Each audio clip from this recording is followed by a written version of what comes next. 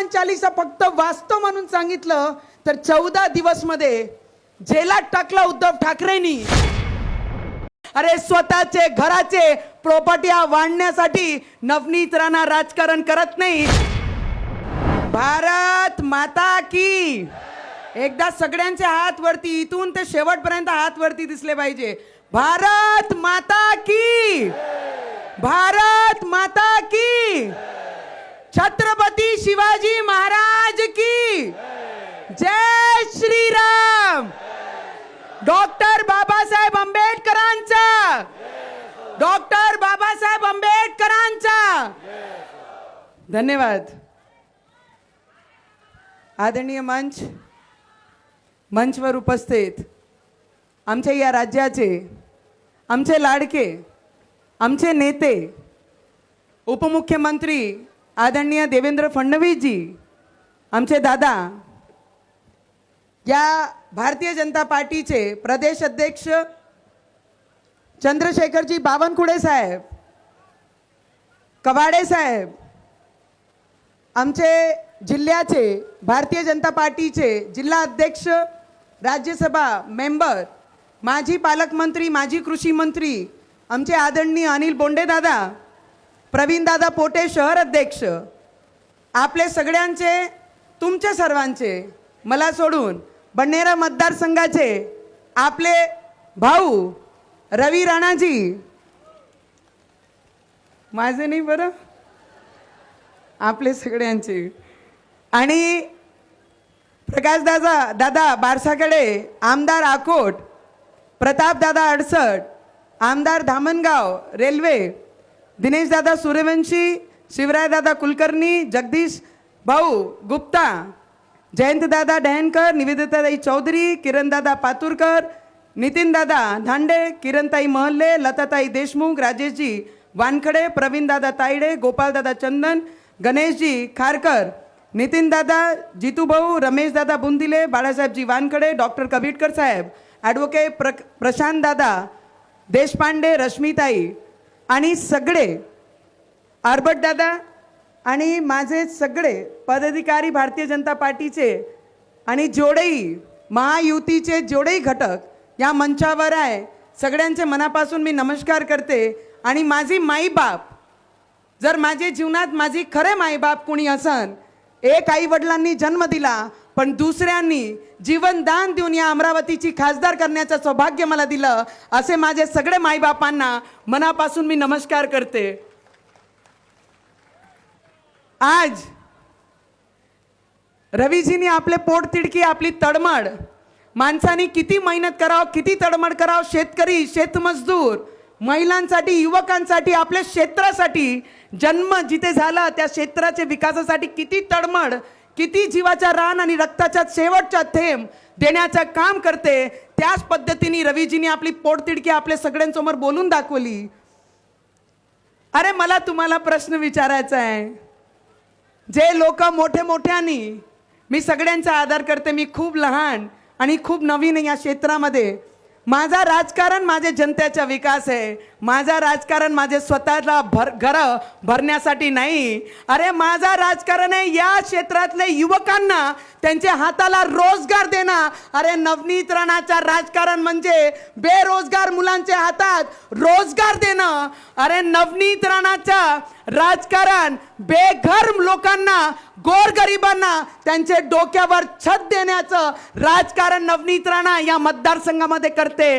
अरे शेतमजदूर, शेतकऱ्यांची आवाज म्हणून त्या पार्लमेंटमध्ये जाऊन बोलण्यासाठी नवनीत राणा राजकारण करते. अरे स्वतःचे घराचे प्रॉपर्ट्या वाढण्यासाठी नवनीत राणा राजकारण करत नाही. आणि मी तेव्हाही आदरणीय म्हणून सगळे विरोधकांना सांगत होती, विरोध फक्त 25 दिवसाचा आहे.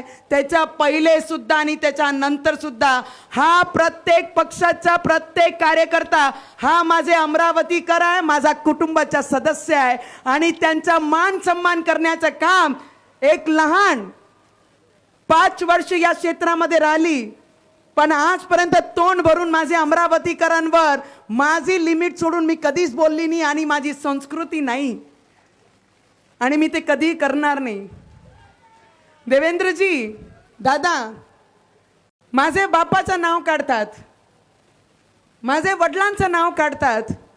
अरे माझे वडिलांनी त्या बॉर्डरवर अरे देशासाठी योगदान दिलेला बाप आहे माझा. आणि माझा खरा बाप छत्रपती शिवाजी महाराज आणि डॉक्टर बाबासाहेब आंबेडकर आहे. मी पाहते या मैदानामध्ये ज्या बापांचे विचारावर या मैदानामध्ये मी उतरली आहे. जर असे मुलांचे वर कोणाचा बाप काढत असन तर त्याला धडक शिकवण्यासाठी नवनीत राणा नाही, या अमरावतीची महिला, तो शेतकरी, तो शेतमजदूर आणि तो आदिवासी त्यांना धडा शिकवणार आहे. ती नवनीत राणा धडा शिकवण्यासाठी या मंचावर उभी नाही आहे. अरे माझे क्षेत्रातला विकास, जेव्हा 33 महिन्याची सरकार होती, अत्याचार करावं तर एक बाईवर किती अत्याचार करावं. अरे अत्याचार म्हणजे काय असते. हनुमान चालीसा फक्त म्हणाली तर 14 दिवस एक मुख्यमंत्रीला शोभणार आहे काय. की हनुमान चालीसा फक्त वाचतो म्हणून सांगितलं तर 14 दिवस मध्ये जेलात टाकलं उद्धव ठाकरेंनी. त्यांना माझा प्रश्न आहे, अरे आपल्यापेक्षा लहान लोकांना आतमध्ये टाकून तुम्ही शक्तिमान होत नाही, तुम्ही ताकदवर होत नाही. बरोबरीच्या माणसासोबत टक्कर घेतली असती तर तेव्हा तुम्हाला कळलं असतं. अरे मी तर खूप सामान्य परिवारातून बिलॉंग करते. सोन्याच्या ताटात माझा जन्म झाला नाही. ती ताट मी माझ्या मेहनतीने आणि रक्ताच्या पाणी आणि एक एक थेंब या क्षेत्रामध्ये दिली आणि मग ती ताट मी तयार केली. आणि या क्षेत्राची सूनला, या क्षेत्रामध्ये जेव्हा आदिवासी क्षेत्रामध्ये फिरते त्या क्षेत्राचे लोक मला म्हणतात आमची मुलगी, आमची बहीण आहे, आमची सून आहे. या क्षेत्रातले लोक आणि कोणी घाबराव तर किती घाबराव. 5 वेळा या मतदारसंघाच्या ज्या पक्षांनी प्रतिनिधित्व केला, आज त्यांची ताकद नाही झाली की या क्षेत्रामध्ये त्यांनी त्यांचा उमेदवार उभा केला पाहिजे होता.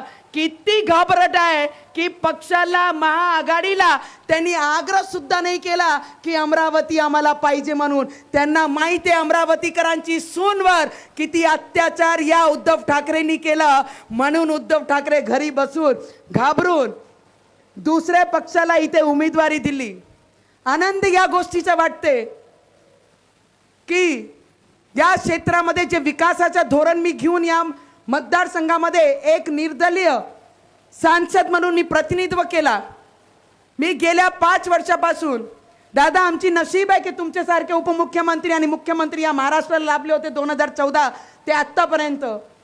कारण जे विकासाचं धोरण घेऊन या मैदानात मी 2019 मध्ये उभी होती, ते एक एक वाक्य दादा सगळ्यात महत्त्वाचं, गोर गरीब लोक जेव्हा 600 रुपये निराधार, श्रावणबाळ, हँडिकॅप, मतिमंद लोकांना भेटायचं तेव्हा मी यांना शब्द दिला होता, जर आमचे सारखे युवक जर या क्षेत्राचं प्रतिनिधित्व कराल तर ते 600 पासून 2000 रुपये आपण करू. आणि माझं नशीब की या देशावर सगळ्यात गोर गरिबांची भावना जाणणारा आमचे देशाचे प्रधानमंत्री नरेंद्र मोदीजी विराजमान झाले. आणि 2014 मध्ये आपण मुख्यमंत्री झालात आणि त्याच्यानंतर उपमुख्यमंत्री झालात आणि 600 ते 1500 रुपये आपण केले. घरकुलाचा प्रश्न, पंतप्रधान आवास योजनाचा प्रश्न, PR कार्डचा प्रश्न, प्रत्येक गोरगरीब महिलांना, अरे जास्त स्वप्न नसते माझी महिलांचे, माझे महिलांचे जास्त काही जीवनाला घेऊन काही लालच नसते, काहीच नसते. त्यांना फक्त त्यांचे घरामध्ये राहणारी जागा आणि त्यांच्या डोक्यावर छत, फक्त एवढंच पाहिजे. आणि ते देण्याचं काम जर या देशामध्ये कोणी केलं असेल तर या देशाचे प्रधानमंत्री नरेंद्र मोदीजींनी आणि आमचे राज्याचे उपमुख्यमंत्री देवेंद्र फडणवीसजींनी केले. या क्षेत्रामध्ये जेवढेही सिनियर नेते आहे ना, जे माझे विरोधात बोलत आहे, एक बाईबद्दल आपण कोणती पातळीवर बोलो, आपण कोणती पातळीवर घेऊन जायचं आहे आपले भाषाला, ते विसरून जातात की त्यांनी सुद्धा जन्म एक बाईचे पोटातूनच घेतलेला आहे.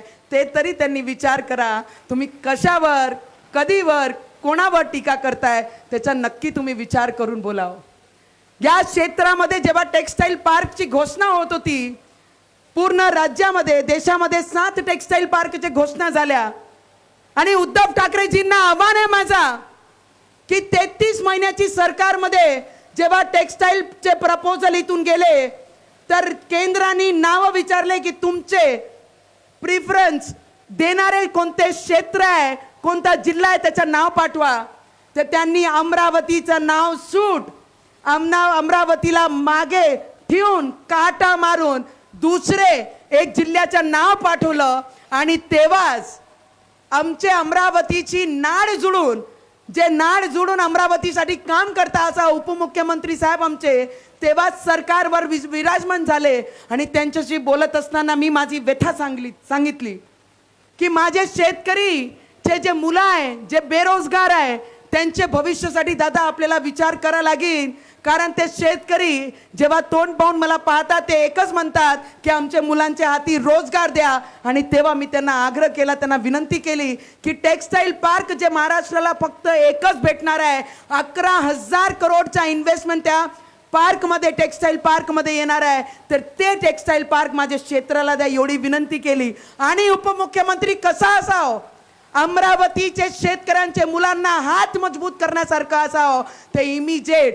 टेक्सटाईल पार्क ही घोषणा आमची अमरावतीमध्ये झाली आणि येणाऱ्या भविष्यामध्ये 2 ते 3 लाख मुलांना बेरोजगार मुलांना माझी अमरावतीत रोजगार भेटन ती कमाई या जिल्ह्याने खऱ्या अर्थाने एक प्रतिनिधित्व करत असताना अभिमान वाटतो त्या गोष्टीचं मी दादा प्रदेश अध्यक्ष जेवढेही नेतेगण आहे सगळ्यात जुनी आहे मी छोटी आहे ज्युनियर आहे आपल्यासारखं खूप मोठा अनुभव नाही माझं पण माझी पोटतिडकी माझ्या अमरावतीच्या लोकांसाठी आहे ज्या पद्धतीने पोटतिडकीने 16 तास अरे बरेचसे खासदार एसीचे घरातून बाहेर सुद्धा पडले नव्हते पण 46 डिग्री मध्ये काम करणारी एकमेव खासदार या जिल्ह्यामध्ये आहे की नावानी कामानी गावानी आणि काय काम करून दिलं पाहिजे या पद्धतीने काम करण्याचं ताकद आपण माझे पाठीशी उभे राहिली म्हणून इथपर्यंत आज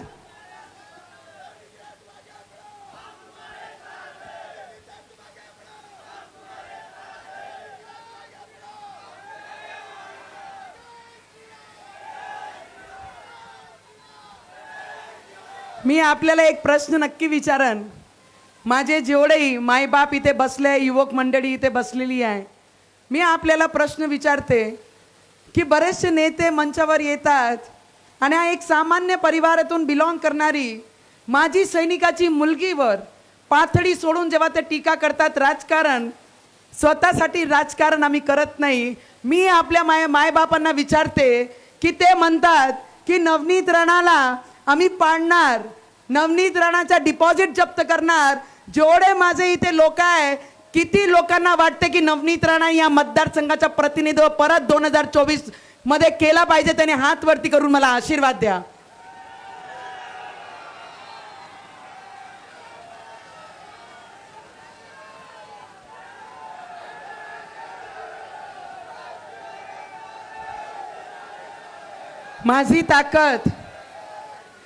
माझी ताकद माझी इमानदारी आहे माझी ताकद माझे लोक आहे माझी ताकद बेरोजगार मुलांना हातात रोजगार देण्यात आहे माझी ताकद माझे आदिवासी भाऊ बहीण आहे माझी ताकद युवक आहे मी सगळं काही मी मैदानात गेल्या 5 वर्षापासून माझी इमानदारीने या क्षेत्रासाठी झटली रक्ताचा पाणी केला आणि याचा पुढे सुद्धा एकही शब्दाने माझे विचारधारावर जर कोण बोलला अरे धर्म ही मेरा कर्म है और कर्म ही मेरा धर्म है यही विचारों से ये मैदान में उतरकर मी आपल्या सगळ्यांना विनंती करन कमल चिन्ह दादा खूप मनापासून आपल्या सगळ्यांचे धन्यवाद आहे की जेव्हापासून पार्लमेंट सुरू झाली हा पहिल्यांदा मशीनवर काय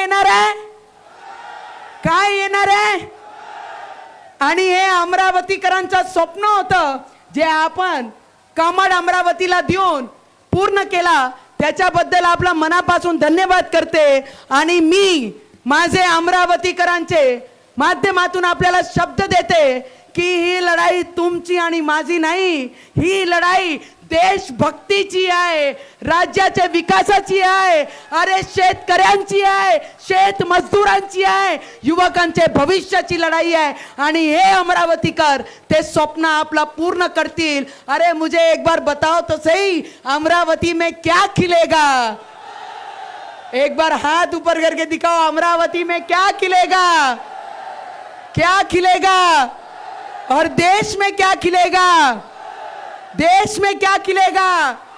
आपकी बार, आपकी बार, और अमरावती में क्या रहेगा। खूप खूप धन्यवाद।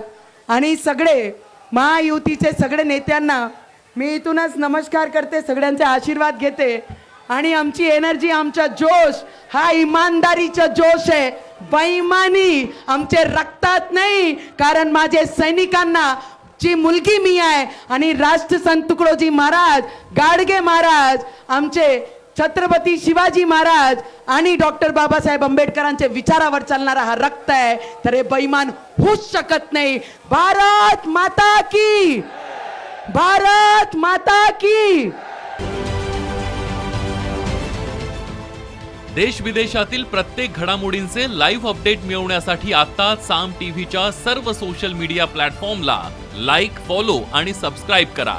तसंच सर्व नोटिफिकेशनसाठी बेल आयकॉन प्रेस करायला विसरू नका।